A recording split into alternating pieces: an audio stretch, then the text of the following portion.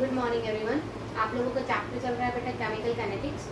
Chemical kinetics में मैंने आपको 0 ऑर्डर कराया, फर्स्ट ऑर्डर कराया, आपको सेकंड और थर्ड ऑर्डर कराया। चारों ऑर्डर्स करने के बाद आपको डिफरेंट फॉर्मूलेज आपको मिलेंगे। तो बेटा ये डिफरेंट फॉर्मूलेज आप लर्न कैसे करोगे? सबसे बड़ी प्रॉब्लम है इनको लर्न करना, ठीक है। अगर बाई चांस कॉम्पिटिशन के अंदर मान लेते हैं वो 5th ऑर्डर दे दे, तो दैट डजंट मीन्स कि आप 5th ऑर्डर का कंप्लीट डेरिवेशन करके उसको चेक करो, है ना।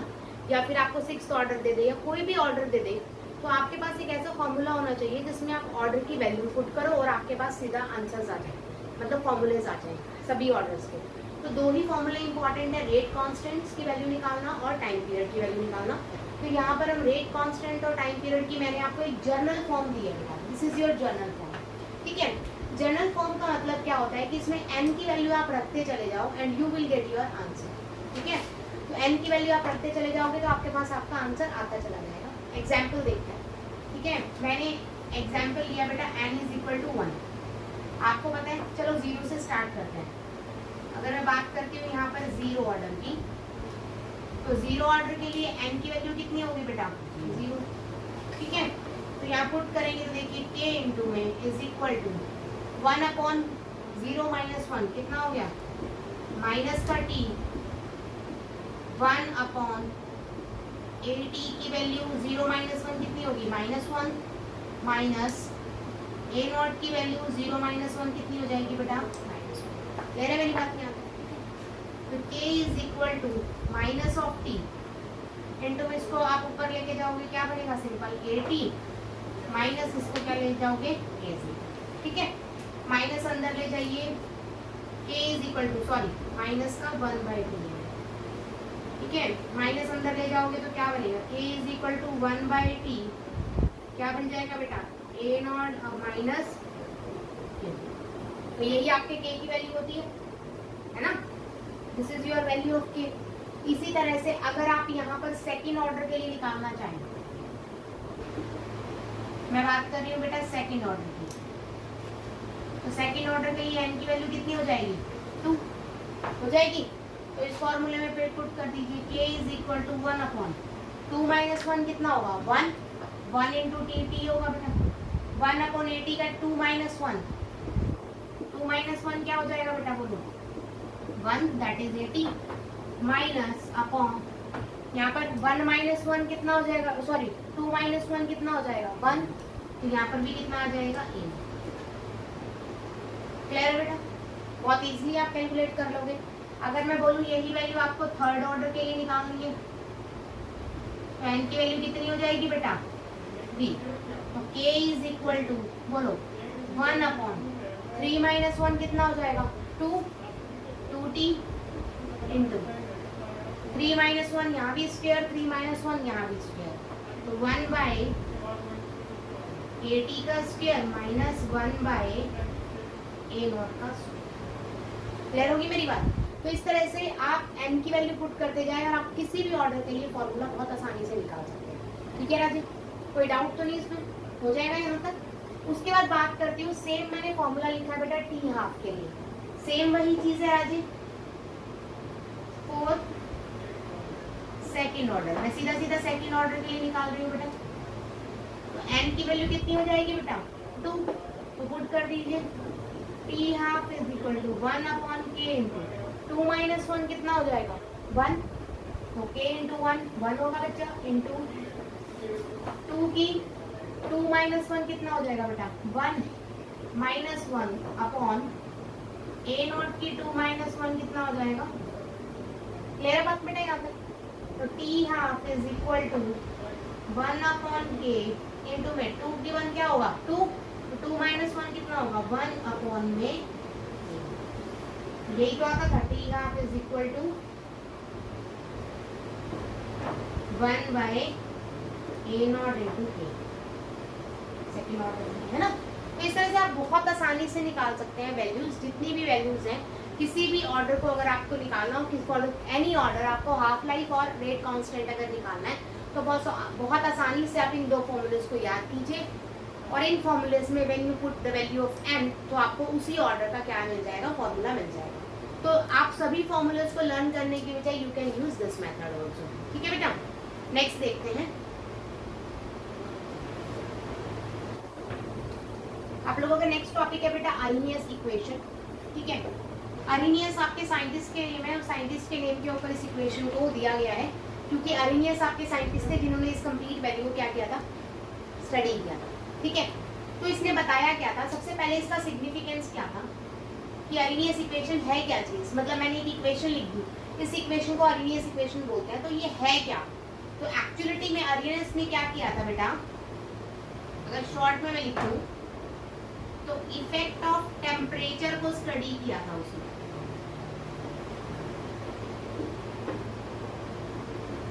On rate of A reaction. किस चीज को स्टडी किया था बेटा, इफेक्ट ऑफ टेम्परेचर। मतलब टेम्परेचर इंक्रीज करने से आपका रेट ऑफ रिएक्शन इंक्रीज करता है या डिक्रीज करता है, मतलब ऐसा क्या होता है कि आपका टेम्परेचर चेंज करने पर रेट ऑफ रिएक्शन चेंज हो जाता है, तो क्यों चेंज होता है, इस चीज को किसने स्टडी किया था बेटा, आपके अरेनियस इक्वेशन में। और उसने एक्सपेरिमेंटली, देखो इसका कोई प्रूफ नहीं है कि ये इक्वेशन कहाँ से आई, उसने एक्सपेरिमेंट्स किए और एक्सपेरिमेंट से उसने एक इक्वेशन ड्राइव की जिसको हम बोलते हैं k इज इक्वल टू ए ई की power minus E A upon R T. इसी इक्वेशन को हमने नाम क्या दिया है बेटा, आपका अरेनियस इक्वेशन। यही इक्वेशन है जिसको एक अरेनियस इक्वेशन जानते हैं, ठीक है। तो सबसे पहले टेम्परेचर का क्या इफेक्ट पड़ेगा, थोड़ा सा हम इसको समझेंगे कि इसमें सभी चीजें हैं क्या चीज। अगर मैं k की वैल्यू बात करूं तो बेटा k आपका क्या हो जाएगा, रेट कांस्टेंट, आपको पता है ये बात, ठीक है। a बेटा एक्सपोनेंशियल फैक्टर है, e एक्सपोनेंशियल है, एक्सपोनेंशियल से पहले वाले फैक्टर को हम सिंपली बोल देते हैं प्री एक्सपोनेंशियल फैक्टर। क्या बोल देते हैं, प्री एक्सपोनेंशियल फैक्टर, या आप इसको अरेनियस कांस्टेंट भी बोल सकते हो, या फिर आप इसको क्या बोल सकते हो, अरेनियस कांस्टेंट, ठीक है राजे। ये आपको पता है एक्सपोनेंशियल फैक्टर है, ठीक है। ई ए को मैं बोलती हूँ बेटा एक्टिवेशन एनर्जी, क्या होती है अभी बताती हूँ आपको। R is your gas constant बेटा जी, and T is your temperature. तो इस इक्वेशन में क्या चीज है वो आपको मैंने सारी यहाँ पर बता दी है, ठीक है, सारी आपको क्लियर हो गई होंगी। अब थोड़ा सा पहले इफेक्ट पढ़ते हैं, टेम्परेचर का इफेक्ट कैसे पड़ा, फिर मैं आपको बताऊंगी what is your activation energy, ठीक है। जरा ध्यान से देखिए, k इज इक्वल टू मैंने लिखा a e की power minus E A upon R T. तो टेम्परेचर वाला फैक्टर ये है ना बेटा, ध्यान से देखिएगा, मेन क्या है factor, E A upon R T की माइनस, यही फैक्टर है, इसी को स्टडी करना है। अगर मैं बेटा टेम्परेचर दैट इज P, यहाँ पर मैंने कैपिटल C से दिखा रखा है, इसको मैं इंक्रीज करती हूँ बेटा, बाय में है फैक्टर, बाय में है ना। अगर मैं टेम्परेचर को इंक्रीज करूंगी तो अगर मैं इसको पॉजिटिव मानूं ई ए बाय आर टी को, तो ई ए बाय आर टी क्या करेगा, डिक्रीज करेगा, क्योंकि ये वैल्यू बढ़ेगी तो ई ए बाय आर टी की वैल्यू क्या होगी, घटेगी। तो मैं कह सकती हूँ जैसे जैसे टेम्परेचर बढ़ेगा activation energy upon R T की वैल्यू घटेगी। इज दैट क्लियर बेटा। ई ए बाय आर टी की वैल्यू अगर घटेगी तो minus E A bye R T की वैल्यू क्या होगी बेटा, बढ़ेगी। इज दैट क्लियर बेटा। Minus E A bye R T की वैल्यू बढ़ेगी तो इस ई की power minus E A upon R T की वैल्यू भी क्या होगी बेटा, बढ़ेगी। क्लियर होगी बात मेरी। और इसकी वैल्यू बढ़ेगी तो मल्टीप्लाई में ए है, तो a इंटू में e की power minus E A upon R T की वैल्यू भी क्या होगी बेटा, बढ़ेगी। तो एज अ रिजल्ट ये सारी वैल्यू किसके इक्वल है, k के इक्वल। तो एज अ रिजल्ट k की वैल्यू भी क्या होगी बेटा, बढ़ेगी। तो जैसे ही आपने टेम्परेचर इंक्रीज किया, क्योंकि नीचे की वैल्यू अगर बढ़ती है तो ये सारी value positive that is E A upon R T की वैल्यू क्या होगी, घटेगी। तो आगे मैंने माइनस लगा दिया तो साइन उल्टा हो जाएगा। तो माइनस में वो वैल्यू क्या होगी बेटा, बढ़ेगी। वैल्यू बढ़ेगी तो e इंटू माइनस ई अपॉन आर टी भी क्या होगा, बढ़ेगा। इंटू में a भी क्या होगा, बढ़ेगा। तो सारा k भी क्या होगा, बढ़ेगा। तो टेम्परेचर इंक्रीज करने पर रेट कांस्टेंट इंक्रीज करता है।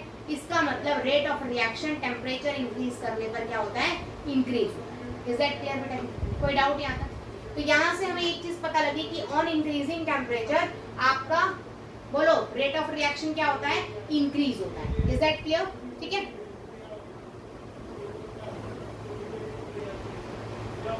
आगे देखते हैं बेटा, किया कि Arrhenius equation is equal to K into A into E की power E A upon R T. ठीक है, इसको थोड़ा एक्सपेंड करते हैं। Taking L N from both side, दोनों तरफ नेचुरल लॉग लेंगे बेटा, क्या बन जाएगा?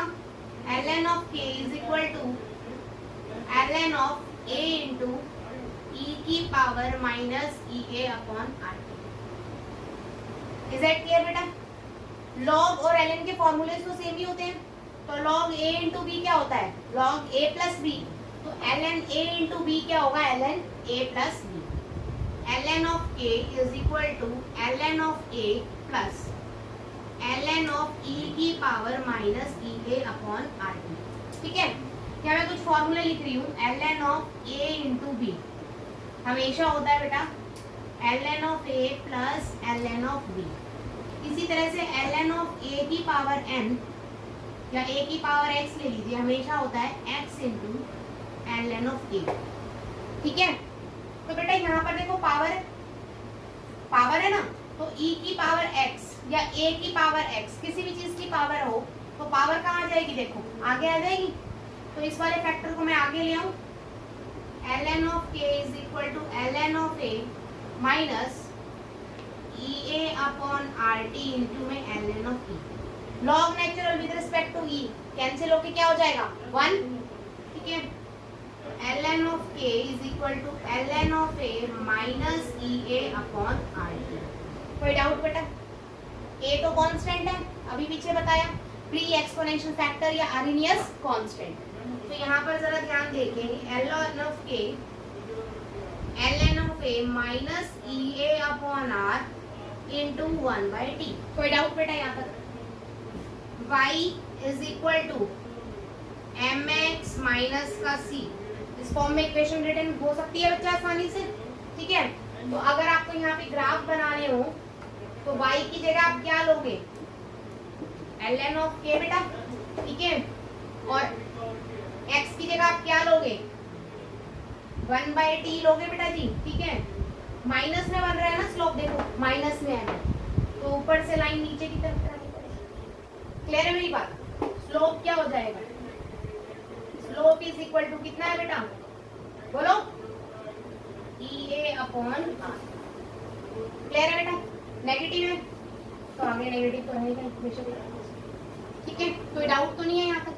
समझ आया अच्छे से? ठीक है, आप लोगों ने देखा बेटा ये आपके पास सिंपल अरेनियस इक्वेशन आई जब आपने उसको एक्सपेंड किया। अब आपका यहाँ पर नेचुरल वगैरह जी, नेचुरल रो को आप कन्वर्ट करेंगे किसमें? लॉग की टर्म्स में। ठीक है, तो ln को जब भी आप कन्वर्ट करना चाहते हैं लॉग में तो यहाँ पर मल्टीप्लाई होता है बेटा 2.303 के साथ। लॉग अगर लिखोगे तो 2.303 जरूर आएगा। तो यहाँ पर अगर हम देखेंगे तो 2.303 इंटू में लॉग ऑफ क्या हो जाएगा? k is equal to 2.303 into में लॉग ऑफ क्या हो जाएगा? a minus E A upon R T. Clear बेटा यहाँ तक? 2.303 कॉमन ले लो राजे, क्या आएगा बोलो? Log of k is equal to log of a minus E A upon 2.303 into में r इंटू में 1/t। तो सेकेंड फॉर्म आपकी लॉग में ये आ गई राजे। क्लियर है? Same y is equal to M X plus C की फॉर्म बन रही है नेगेटिव स्लोप के साथ। तो आप ये लिखेंगे y की जगह आप क्या लिखेंगे बेटा? Log of k। x की जगह आप क्या लिखेंगे? 1/t और नेगेटिव स्लोप बना। Clear?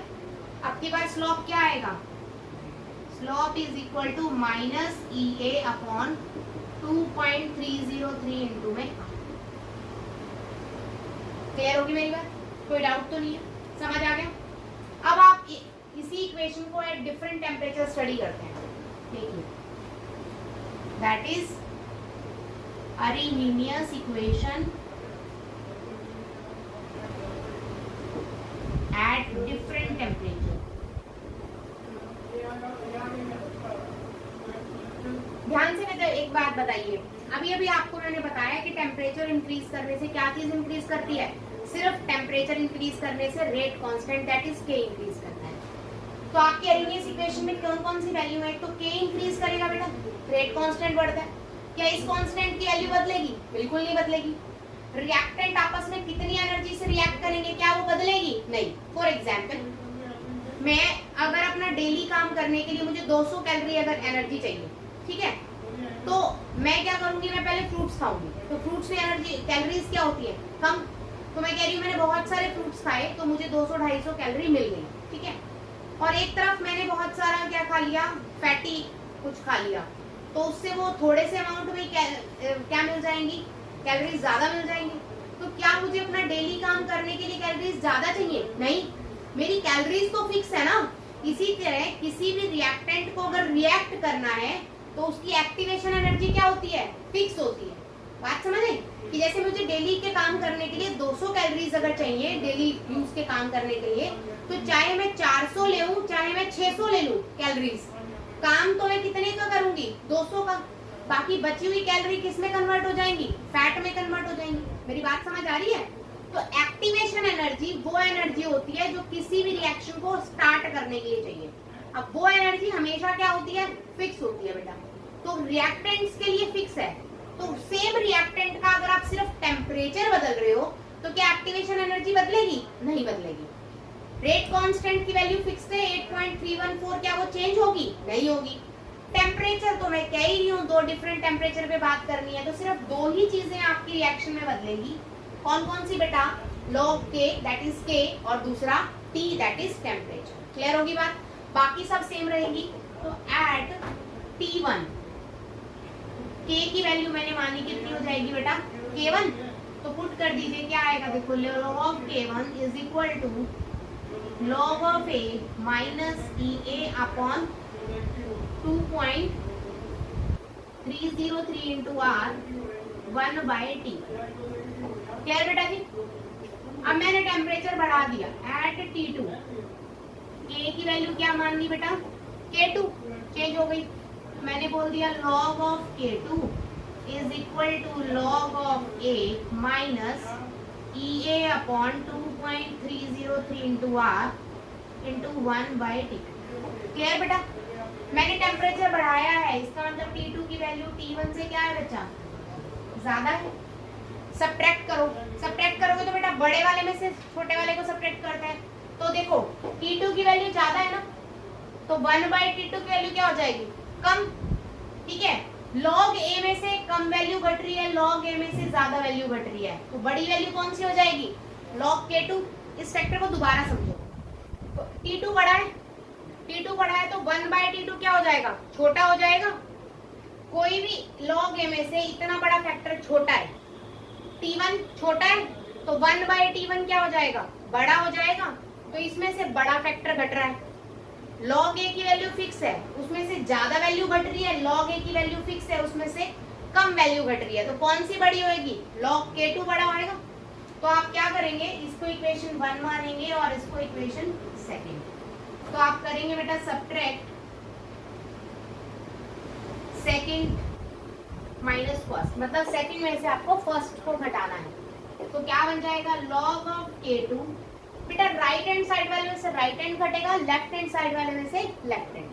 log of K2 minus log of K1 is equal to, इधर बचा log of A minus EA upon 2.303 into 1 by RT2 minus log of A minus EA upon 2.303 into R 1 by T1। Is that clear बेटा जी? ठीक है, बाहर आ minus है तो अंदर के साइन क्या हो जाएंगे? चेंज हो जाएंगे। अगर आप साइन चेंज करते हैं तो आपकी इक्वेशन कन्वर्ट होगी। देखिए log K2 minus K1, log A याद रखिएगा, log A minus log B हमेशा होता है बेटा log A by B के इक्वल। ठीक है, तो log A minus log B क्या बन जाएगा? log K2 by log K1। ठीक है, इज इक्वल टू आपके पास आया देखिए log of A minus EA upon 2.303 into R 1 by T2 minus bracket खोल दी बेटा मैंने, minus plus E A upon 2.303 into R 1/T1। Clear बेटा? लॉग ए प्लस का लॉग ए माइनस का कैंसिल, क्या बचा? Log of K2 by K1 is equal to, plus वाला मैं पहले लिख रही हूँ, E A upon 2.303 into R 1/T1 minus E A by 2.303 into R 1/T1। Clear है बेटा मेरी बात? 2.303 इंटू आर का ई ए, ये सारा का सारा कॉमन आ रहा है राजे, कॉमन ले लेंगे। ओके सेम लिख दिया, सॉरी ये आ जाएगी, ठीक है। ये बेटा ये कॉमन आ जाएगा, ई ए बाय 2.303 इंटू में R 1/T1 minus 1/T2। Is that clear बेटा जी? इज इक्वल टू आपकी वैल्यू क्या आ गई? Log K2 by K। कोई डाउट बच्चा? समझ आ गई बात? ठीक है। अब y is equal to mx की फॉर्म बन रही है। अगर आप देखें इसमें तो यहाँ पर ग्राफ क्या बनाएंगे हम? ग्राफ आपके बहुत इंपॉर्टेंट है बेटा, कंपटीशन के लिए कुछ भी आ सकता है ग्राफ में। y की जगह आप क्या लिखेंगे? log K2 by K1। इसमें कांस्टेंट क्या है? ये वाला सारा कांस्टेंट है, m आ जाएगा। दूसरा फैक्टर क्या आएगा बेटा? तो इस तरफ क्या आएगा? 1/T1 minus 1/T2। Straight line आएगी Raje y is equal to mx की, तो स्लोप क्या आ जाएगा इसका? कितना है? ई ए अपॉन 2.303 इंटू में r। क्लियर होगी बात मेरी? ठीक है। इस तरह से आप ग्राफ किसी भी फॉर्म में बना सकते हैं। आर्हेनियस इक्वेशन सबको क्लियर हो गई होगी। This is a very important equation. इसमें से हर बार क्वेश्चन आता है, कई बार इसमें से न्यूमेरिकल भी आता है और कई बार पूरा डेरिवेशन आपका सीबीएसई बोर्ड में कभी नहीं आएगा, या तो न्यूमेरिकल आएगा या फिर वो पूछेगा व्हाट इज आर्हेनियस इक्वेशन। तो जनरली बच्चे लिखते हैं A K is equal to A into E की power minus E A upon R T. This is known as Arrhenius equation, और सारी वैल्यूज बता देते हैं, बट वो गलत है। आप क्या बताओगे कि ऐसी इक्वेशन जो रेट कांस्टेंट या रेट ऑफ रिएक्शन का चेंज बताती है और इंक्रीज और decrease in temperature. Temperature change करने पर रेट कांस्टेंट पे क्या फर्क पड़ेगा, उसको एक्सप्लेन करने के लिए हमने आर्हेनियस इक्वेशन का यूज किया था, और ये बात बतानी जरूरी होती है। क्लियर होगी बात? उसके बाद आप इक्वेशन लिखेंगे, जितने भी फैक्टर्स है वो बताएंगे, लॉग की टर्म्स में बताएंगे, तो कंप्लीट करना होता है इसे। हाँ, एट डिफरेंट टेम्परेचर वाला पार्ट आप छोड़ सकते हैं। अगर आपका 2 और 3 मार्क्स में आता है सिर्फ आर्हेनियस इक्वेशन क्या है वो, तो आप सिर्फ आर्हेनियस को एक्सप्लेन कीजिए। अगर वो बोले explain this equation at different temperature, तो फिर आप डिफरेंट टेम्परेचर्स का भी इस्तेमाल कीजिए। क्लियर हुई मेरी बात? कोई डाउट तो नहीं है बेटा? समझ आया अच्छे से? ठीक है, आगे देखते हैं।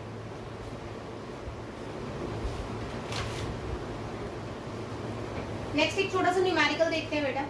आपका लास्ट टू लास्ट ईयर इसे जी मेंस में पूछा गया है। लास्ट ईयर जो जनवरी वाला एग्जाम हुआ था उसके अंदर इस क्वेश्चन को पूछा गया था। सिंपल आपको एक ग्राफ दे रखा है log ऑफ k और 1/t के बीच में, और आपसे पूछा है स्लोप बता दीजिए। सॉरी, स्लोप आपको दिया हुआ है, but you want activation energy. तो एक्टिवेशन एनर्जी का हमने अब तक सिर्फ एक ही फॉर्मूला पढ़ा है, that relates to Arrhenius equation. तो आर्हेनियस इक्वेशन के अकॉर्डिंगली फॉर्मूला क्या था बेटा? बोलो। log of k is equal to, लो ln की टर्म्स में लिख लेते हैं पहले। ln of k is equal to ln of a minus EA upon RT। यही था बेटा। और अगर आप log की टर्म्स में लेते हैं, क्योंकि यहाँ पर आपको देखो log दिया हुआ है, कन्वर्ट करेंगे log of k is equal to log of a minus EA by 2.303 into R into 1/t। तो अगर आप इसके लिए ग्राफ बनाएंगे, ध्यान से देखिए, किसके बीच में बचेगा बचा? y, ये क्या है आपका x, ये क्या है आपका m, और ये c। ऐसा ही है, नेगेटिव स्लोप है तो इसका मतलब इसी इक्वेशन के लिए ग्राफ बना रखा है, बिल्कुल फिट बैठता है। स्लोप दे रखा है आपको, स्लोप इज इक्वल टू कितना दे रखा है बेटा?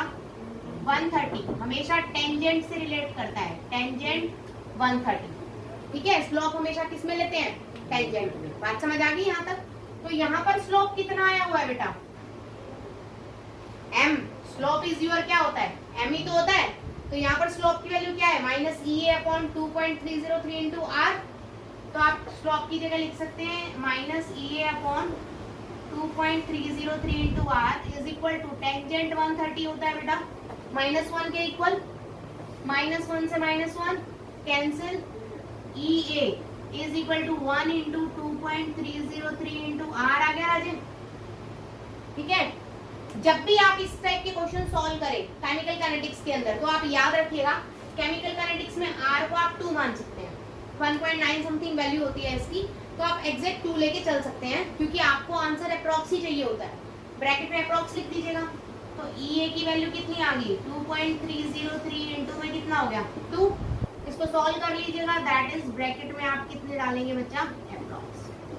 तो एक्टिवेशन एनर्जी आपकी अप्रॉक्स आ जाएगी जो भी आप, ठीक है। तो इस टाइप से भी क्वेश्चन दे सकता है, दैट्स व्हाई मैं बोल रही हूँ कि ग्राफ इंपॉर्टेंट है। अब यहाँ से मुझे नहीं पता था ग्राफ किस चीज के बीच में है, लेकिन क्वेश्चन में उसने हिंट दे दिया कि आपको एक्टिवेशन एनर्जी निकालनी है। और एक्टिवेशन एनर्जी के बारे में किसने यूज किया है कंसेप्ट, सिर्फ अरेनियस ने। इसका मतलब कहीं ना कहीं ग्राफ अरेनियस इक्वेशन को डिनोट करेगा। तो आपने सबसे पहले क्या लिखनी है, इक्वेशन लिखनी है और मैच करना है।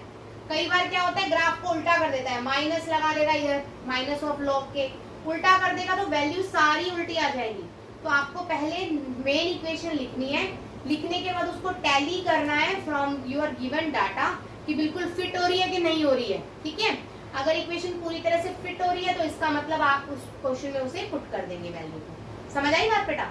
इस टाइप से आप अरेनियस इक्वेशन के बहुत सारे क्वेश्चंस ट्राई कर सकते हैं।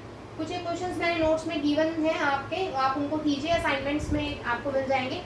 ठीक है, तो असाइनमेंट्स आप कंप्लीट कीजिएगा और कोई भी डाउट हो रिगार्डिंग अरेनियस इक्वेशन तो मुझसे पूछ लीजिएगा। कल मैं आपको एक्टिवेशन एनर्जी का कंसेप्ट कराऊंगी और मैक्सवेल कर्व करवाऊंगी। वो दोनों ही कंसेप्ट होने के बाद आपका चैप्टर विद कंपटीशन खत्म हो जाएगा ये। Then we will start the next chapter. Okay बेटा, कोई डाउट हो तो जस्ट कमेंट मी और message me on my WhatsApp number. ठीक है।